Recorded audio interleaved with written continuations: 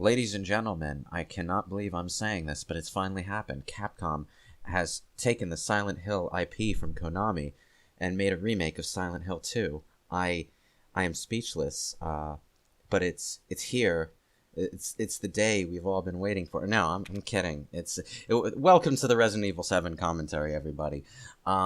Lewis, you kind of missed a mark on Remake 2. You're almost there, but you loaded up 7 again. Well, at the time of this recording, Remake 2 is a few days out, so... Indeed. Yeah, no, but everyone's going to have those day one live streams, Let's Plays going on. Yeah, see, we here at BrainScratch Comms aspire to be exactly behind the times, as you all You know, it's funny because, like, literally right before we started recording, GameXplain uploaded their Resident Evil 2 Remake review, and I saw that on my Twitter feed, and I'm like, David. Derek. David. I'm sorry. I'm sorry. I mixed him up with that cop who dies in Resident 2. What was his name? David Ford? David Ford, yeah. This isn't a typewriter. hold the phone. A digital cassette player? The hell? Oh. Well, they could have they could have digital displays, but Well, why?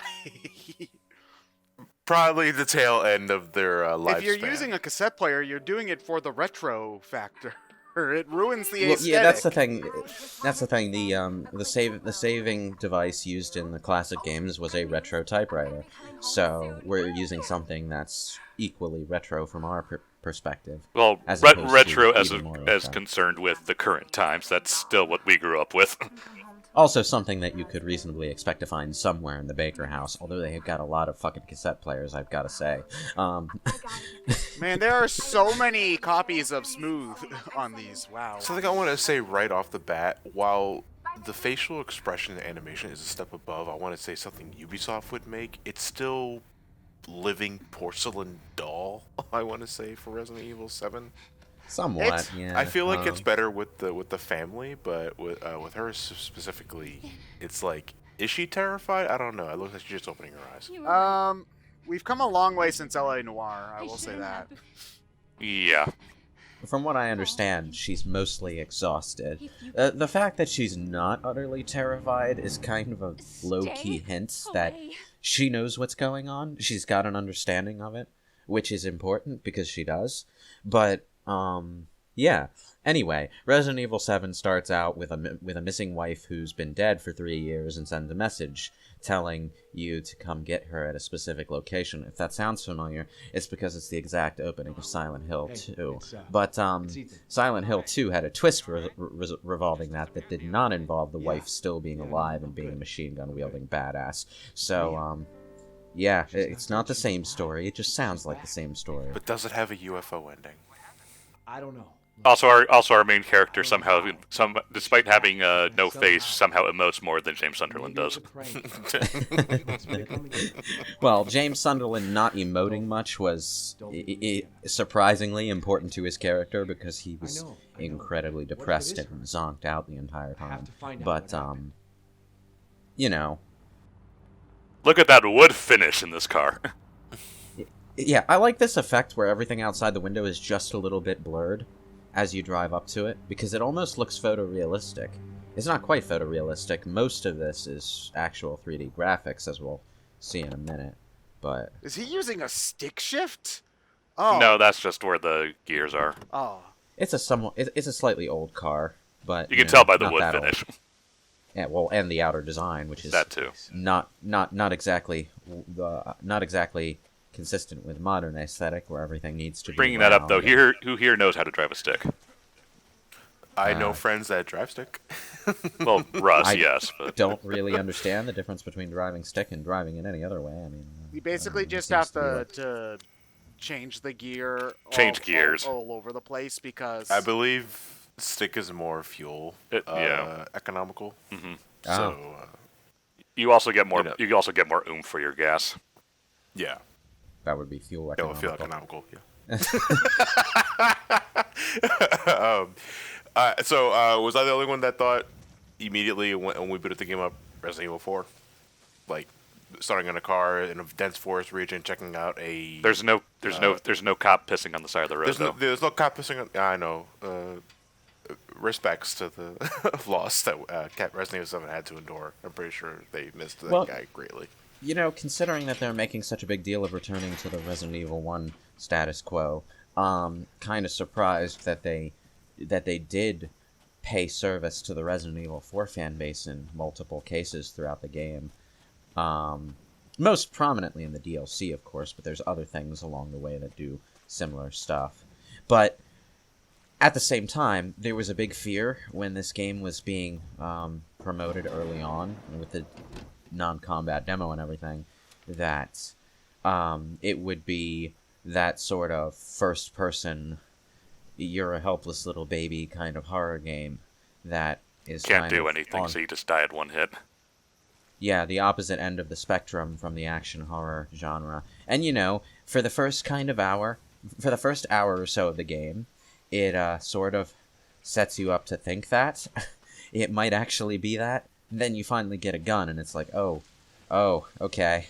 And now we're talking. Now we're cooking with gas. Well, yeah, I suppose the stoves in this old ass house would be gas stoves. Hi, Jack. So the demo for this game, if I remember correctly, did they not even announce that it was a Resident Evil game during the demo, and they just released it as something that was supposed to kind of be a surprise? I think initially there was a VR demo that they might have been coy about, but that was the kitchen demo where you were tied to a chair. Yeah, the demo that came out on PSN later, I think, did just plainly say it was Resi 7. Yeah, it was Resident Evil 7. What I think was the surprise. Yeah. It was Resident Evil 7 in the beginning hour is what it was called. And it's literally this updated. opening sequence, yeah. Well, it's not... not completely, but... It was updated in chunks, and early on it was quite fairly... It was a little bit more than a little bit supernatural. That's where people say it was taking advantage of the, disappointed PT crowd. Yeah, but they updated it in increments as it got closer to release, and it got a little bit more and a little bit more and a little bit more like the actual opening sequence of the game. Well, I think the biggest takeaway from that, though, was that not only was it revealed to be Resident Evil 7, that it was also at the time of, I believe the final update of that demo, just a couple of months away from its release. Because this, I'll be honest, I'm pretty big on Resident Evil nowadays, but this game snuck up on me. I did not know of it coming out until it was announced that it was the demo, and it was just 2 months away. Not that I want to say Resident Evil 6 left a big stink in my mouth, because I think that game is perfectly fine. But this did come out of nowhere, and even more surprising, the direction it was taken after 6. Which I felt needed to happen at some point, to be fair. I mean, to be fair, 5 and 6 are perfectly good games. They're just terrible Resident Evil games. Yeah, I get a massive kick out of Resident Evil 6 whenever I sit down to play it. I've made peace with what it is, and what it is, it does what it is really well. But when they were realizing that the fan base was falling off because of this, and there are better action games out there, so you're not really going to keep the Resident Evil crowd engaged just by being action. So for this one, they went back to what made the series good in the first place. I think they compared their development mentality in this game to some kind of Japanese soup that's really simple, and you're supposed to just appreciate it for its core ingredients or something or other. I'm butchering that because I don't actually know what the soup is called, but I remember not to reading mention, we've also seen what happens when you take it too far on one spectrum, Resident Evil Operation Raccoon City, which I think was nothing but action, and that game ended up being a load of ass. I've actually heard Operation Raccoon City isn't that bad, but it was pretty much a generic shooter, yeah. So going back to basics after your games have kind of been floundering for a while is a relatively common thing. I appreciate the direction they took it, though, because they're going back to the design basics, the structure basics, the fundamentals of survival horror, but they're also doing it in a new way. And you can debate whether or not the first person view was them cashing in on a trend or trying to do something unique. I think it does play into something fairly unique when you play it in VR, because this was one of the first genuinely good VR games, wasn't it? I've heard good things about it. It's one of the first, like, outside of because most VR-centric games are very short, like VR. They're basically tech demos in a lot of ways. Yeah. I mean, And from what I hear, this is the full game, from what Elliot tells me, because he has this game on VR.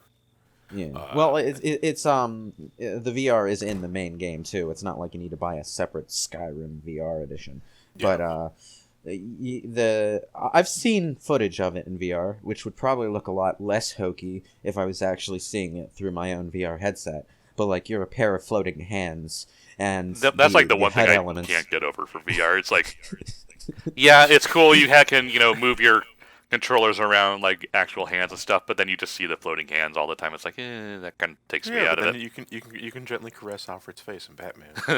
Yeah, it's because trying to keep a full body model animated is while adhering to your exact movements with your hands would get troublesome. Yeah, well, then after a people would while. start doing dance moves, and your arms would clip through each other. So Yeah, I mean, have you seen what the Doom guy model actually is in Doom 2016? It's basically just floating arms. That's how most FPS Well, yeah. models are. Is just like floating arms. Yes, but it's particularly funny in Doom 2016. Yeah. These are really meaty arms. Yeah, but those things work from the perspective. The problem with the VR perspective is that you can't control the perspective quite as well, But What is oh, this yeah, ancient technology we're Ted. gathering here? You're not that young. No, we had a VHS player. a VHS tape right next to an Cassette audio player. cassette tape player. Man, this would be actually more effective if they had allowed you to use the limited save items in normal mode, because the limited save items, rather than being ink ribbons, are cassette tapes. I wonder how many kids picked up the VHS cassette and tried to put it inside the tape recorder. It's like, It's a little big. yeah, just a little. I'm reminded of that image of the little girl holding the Game Boy Color and trying to play Pokemon by touching the screen. Oh. Anyway, on a more critical note, I love this opening. It's very effective at being an opening, to the story. Gameplay and narrative kind of meld themselves together into a nice build-up to the actual threat, but on repeat playthroughs, well, you see, I'm kind of being theatrical about this and sort of method acting. You know exactly where you're going, though. I'm method acting my way through the intro in the same manner that I would have done the first time around. But, like, you can run through this intro pretty quick and even skip actually playing the tape, because the tape is not necessary to unlock the secret passage. But you're going to play the tape anyway, because they hid a secret item inside the tape. So... Open the Batcave, open the Batcave, open the Batcave. Ah. Oh. This must be Clark Kent's residence. Hey, the Fortress of Solitude is cooler than the Batcave, okay? Don't at me. But you don't. But do you play a piano to open the front door? No, you use your laser No. vision, all right? There's a key under a welcome mat that weighs like 500 million tons, to be fair, but it's not a piano. Now, I really do like the Baker House, but it's clear that when they were developing this, they were on somewhat of a budget and couldn't get as intimate with the details as they wanted to. They kind of make fun of themselves for their copy-pasting of elements, though, because they took the most obvious thing that you wouldn't copy-paste around the environment, the riding lawnmower, and put it in the most out-of-the-way obscure locations. And every so often, while you're exploring the environment, you can find a note from Jack Baker, just like pinned up somewhere, or laying on a desk, saying, "Where's my mower?" He keeps losing his lawnmower and buying new ones. This guy. Yeah, you ever think that the problem might be you, dude? Each one of those is a good $600 for a cheap one, so... Oh yeah, this guy obviously is part of a well-to-do family, probably a family that was inheriting money for generations, because he was able to renovate his house to have weird secret passages, and you actually find evidence of the renovations, because it's a weird tie-in. The Baker House was renovated by the same company that made the Spencer Mansion. Not the same guy, he died before that, but The same company, the Trevor family. This company is also stupid enough to try to put in a basement in a house in Louisiana. Yeah, because I'm pretty sure like George Trevor didn't do all the damn maintenance himself. You get contractors to do that shit. Yeah, and then Umbrella kills them because they're witnesses. And then they need more people to come in and fix the place up after a time, and then they're witnesses. And then suddenly the amount of zombies in this game actually makes sense. To be fair, there's nothing inherently wrong with a basement in the state of Louisiana. It's just that New Orleans is below sea level. So, Yeah. You'd have to be like near Texas or other states for it to make sense, but they're clearly near New Orleans. Actually, I don't think we're ever given Well, it's a swamp, right? Based on the locations we go to before, we see a little bit before and mostly after, yeah, they're clearly near swamps and seawater. Oh yeah, the salt mines. Okay, yeah, that makes sense. The salt mines. So we're talking about the comment So would you section? say it was so you say that in a way that them having basements in a way is ludicrous because they're below sea level? Yeah, no, you literally cannot have a basement in those parts of Louisiana because you will hit water. Yeah, well that's why they're evil. The basements in the house are kind of minimalistic, though. There's like one very concrete constructed basement on one side of the house, and then there's what? Some like weird storage space under the floor in other parts of the house, but not an actual basement, just places to store things that are like crawl spaces. Then there's the old house, which is literally flooded out. Yeah. So. Now, the guy we're playing as in this video is. Wait, do you play the video? Yeah, you're playing the cameraman. Oh, that's cool. Okay. Also, Andre from Game Explain, what are you doing in this? Yeah, no. It's a Game Explained, the rough years. The guy we're playing as is Clancy Jones, the most unfortunate bastard on the face of the planet. This is the guy who a lot of the DLC is focused on. We play through other tapes of his misadventures in the Baker estate. His only part in the story, however, is to die, so it's a bit of a foregone conclusion, and I wind up not really playing much of his stuff because of that. But he's got some interesting things going on. One of his tapes is a sort of you're trapped in a room and have to solve puzzles to escape, but whenever the person who trapped you there is attracted by a noise the puzzle solves, you have to get back in bed and put yourself back into the same position you were without leaving anything out of place. So it's Don't Wake Daddy, the horror edition. Well, Don't Wake Mommy, the horror edition, but yeah. Oh. Don't wake mommy and don't make mommy suspicious. Wait, that's just Game and Wario. Hold the phone. If you make her suspicious, she doesn't outright kill you, but she does damage you. So you can only make so many mistakes before you die. So what? She only Of course shoots you once, and okay, if I get you again, Timmy, you're getting another timeout. All right, first one's in the knees. She doesn't shoot you, but well, she sicks her insects on you. Oh, okay.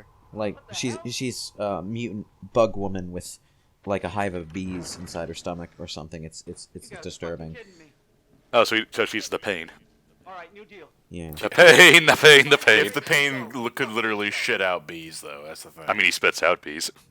Now, okay, in the enough. demo, what you were supposed to do, the first time you played anyway, and we all did this our first time through, was play through this videotape, find out about the secret passage, immediately open it, find the key, and try to run out the back door, which is a smart thing to do, but Jack Baker will knock you the fuck out if you try. So you actually have to find an alternate exit. One thing that I did like storytelling-wise is that, a lot of people give the why don't you just leave thing for a lot of horror stuff, and this guy's just like, okay, we find whoever and then go. It's just like, okay, it's just like, yes, they do want to get out of here, but they also, like, they acknowledge that it's a dumb idea to stay here, I guess is the... But they need to find their dude. Yeah, exactly, Like, because you could, I suppose, ask, like, why doesn't James Sunderland just leave Silent Hill? And the answer is because there wouldn't be a video game. Well, Silent Hill is his objective in Silent Hill 2. He came there intentionally and is looking for his wife. Yeah.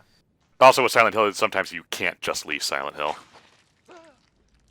Although, you find out later in the game that James Sunderland came there for an entirely different reason, and Silent Hill was just fucking with his head. But, yeah. Man, look at that horrible, horrible tomato sauce stain on that man's face. So horrible, gave him 2 cases of pink eye.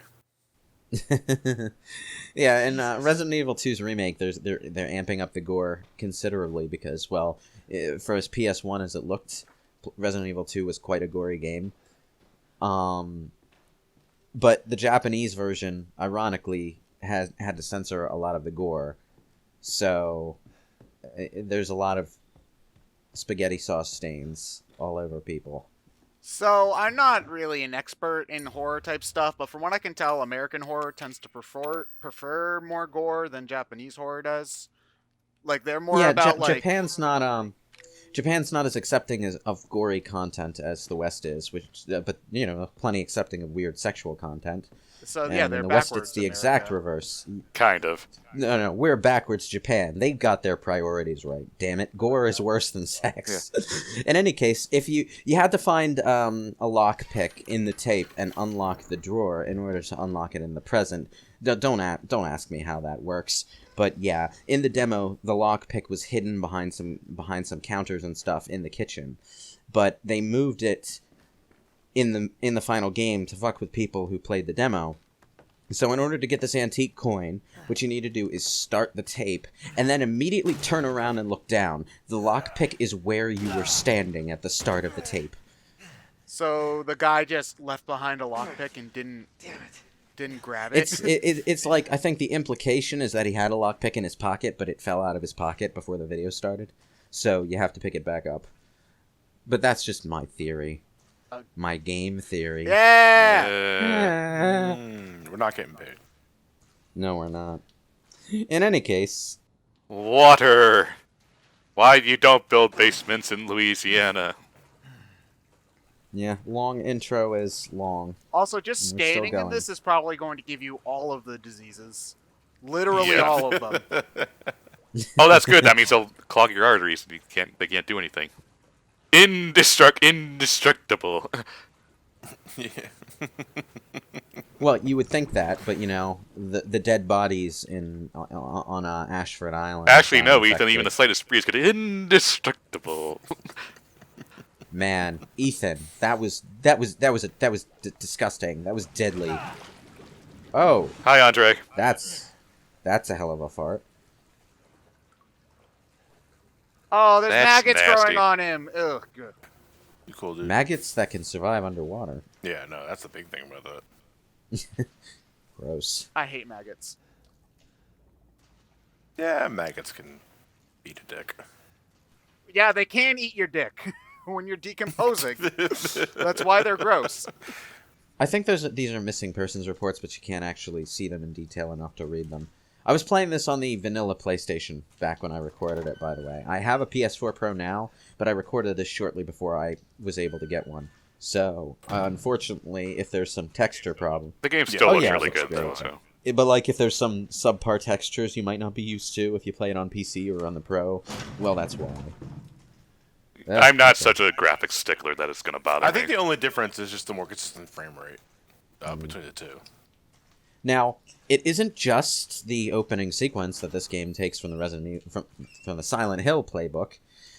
This game also really, really likes to throw random noises in the background at you and keep you guessing as to which noises are things you immediately have to worry about, which noises are things you have to worry about later, and which noises are just noises.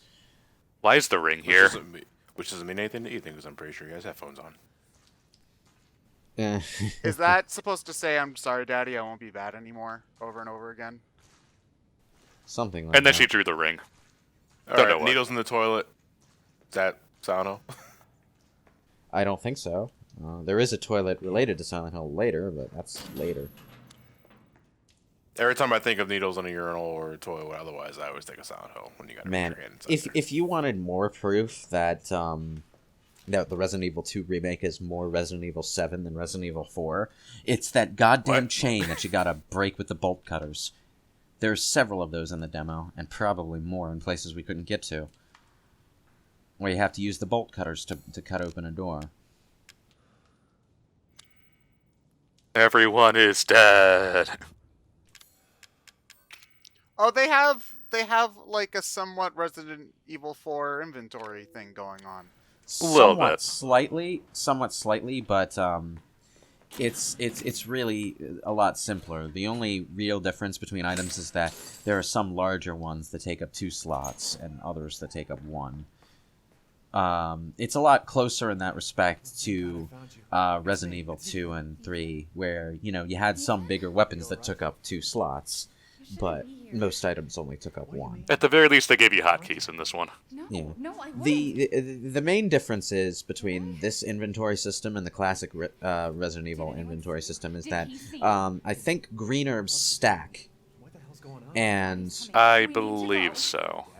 ammo doesn't stack as high as it used to. Like, there's a certain amount where it will cap, and you'll have to start spending an extra inventory space on it. So at that point, you generally want to start putting some ammo in your item boxes to save space.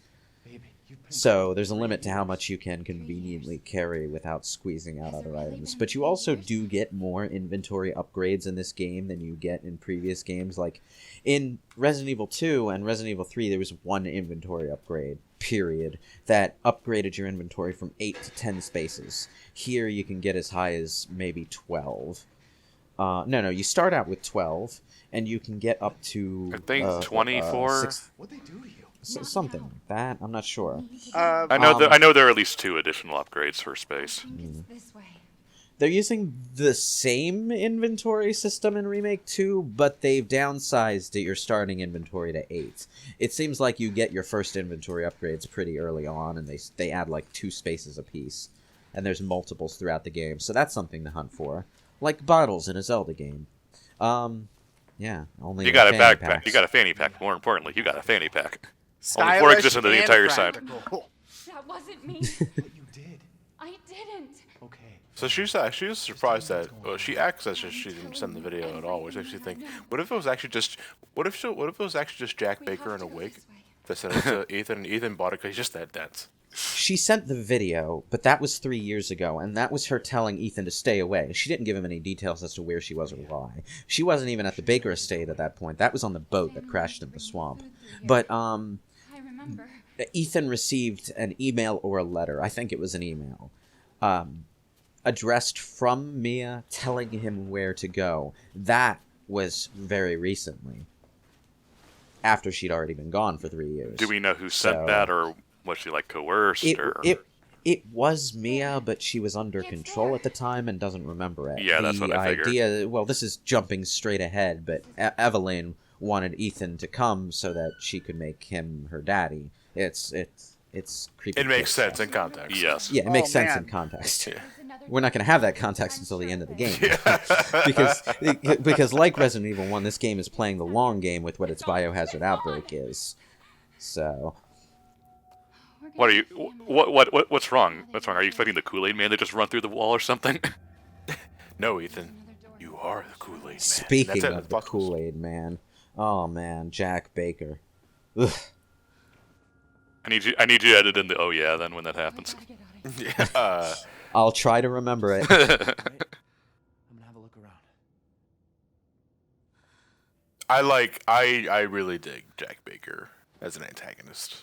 Well, Jack Baker as an antagonist is great, but he's also annoying on a mechanical level, and I am so fucking glad they're improving on him for Resident Evil 2 Remake's version of Mr. X.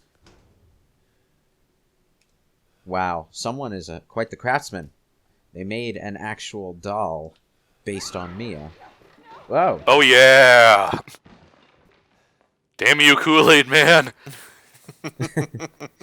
At the end of the completed beginning hour demo, this is where you would fight the single enemy with the single gun the game gives you. And you have like just enough shots to maybe kill it with headshots. But if you're smart, what you'll do is grab the item and run out of the room without wasting any bullets at all. Or like only wasting enough bullets to stagger the enemy and then running past it, depending on how things shake up. Hello! Hello! The challenge of getting the good ending in the demo, and I did it, was if you took even a little bit of damage from that monster, you would be infected, and you would die before you had the chance to escape through the attic exit. The attic exit is important because it shows up in this opening as an exit that Ethan tries to take but fails to take. And if you're wondering about where the demo fits into the story, it does actually have a canonical explanation. The guy who escapes the guest house escapes, tells the police about it, but then they find drugs on his person and assume that he's making shit up. So, it's, didn't end well. A basement in Louisiana. Arrest that man. How dumb do look, they think we are? we have health drink. Is that what they call it? Help drink? Yeah, there's first aid meds, which are just like stuff that you pour on your hand to magically and it heal cures you. all wounds. Yeah. it's like first aid spray in a bottle. Like chainsaw to the gut. Yeah, just put some water in my hand. That's just one of those. It's a game. Don't think about it too much. Yeah, it's like you can chomp down on herbs to heal up a little bit, or you can mix the herbs to make the healing bottle thing. Resident Evil 2, the remake, is actually just going back to using herbs and herb mixtures. Sadako, what are you doing here? Oh no! Holy shit! Punch it in the face. Is that supposed to be your wife? Oh. Ow. That's me. Mia, Yeah. You that's you me. look good. You look good for 87. Oh, what? You're 20? Okay. You look good for 87. Oh, shit. Oh, damn. Yeah. Yeah, you kind of get your shit wrecked. You get your shit wrecked in this intro, and it sort of plays into that that feeling that you're supposed to think initially that this is one of those powerless horror games. This looks so much cooler and less painful in anime. Because as we all know, Resident Evil is not anime. Well, it's not anymore, I'll tell you that. Jesus fucking Christ. Clawing our way back in. Oh, so... She's crawling in your skin. Ow! Leave me alone. Oh, so something's like making her go cray-cray and we have to fix it. Okay. Or at least... Well, thankfully she knocked herself out. I would tell you to stop hitting yourself, but I'm getting massive flashbacks to 4th grade. And yeah, tutorial on how to use healing items, because we needed that. Alright, so we just ate a big helping of a shit sandwich and now to wash it all down. All better. Yeah.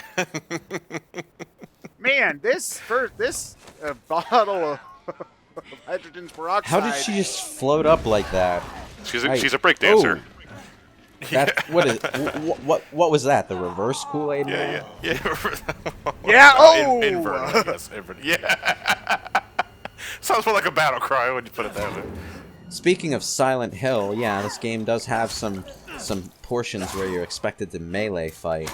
And it has the parry mechanic, which is ripped straight out of Silent Hill 3, where you put up your hands and block whatever melee attack is coming at you and take reduced damage. Which doesn't make any fucking sense when it comes to a sharp object. Well, we just saw him. We just saw her stab him through the hands. Oh. We also just killed our wife. Great job. My wife is dead. So yeah, there have been some video glitches in this video, but like I had played through the beginning section of the game 3 times by this point, so I was just like, fuck it, I'm using this take. I don't think it happens in the future parts, just in the opening, which yeah. Which is already kind of lengthy. You know, yeah, I don't blame you. You don't want to sit through it all again, so. Yeah, 4 times would have been a bit much. Mia? You okay? Yeah, you can wake up now. The movie's over. Well, you kind of chopped her arteries with an axe. Yeah. First aid drink. I thought there were Phone's special ringing. effects. What do you mean it's not tomato sauce? Didn't get that. Oh dear. Did we actually murder someone? As opposed to pretend... Oh. Check, Oh. please.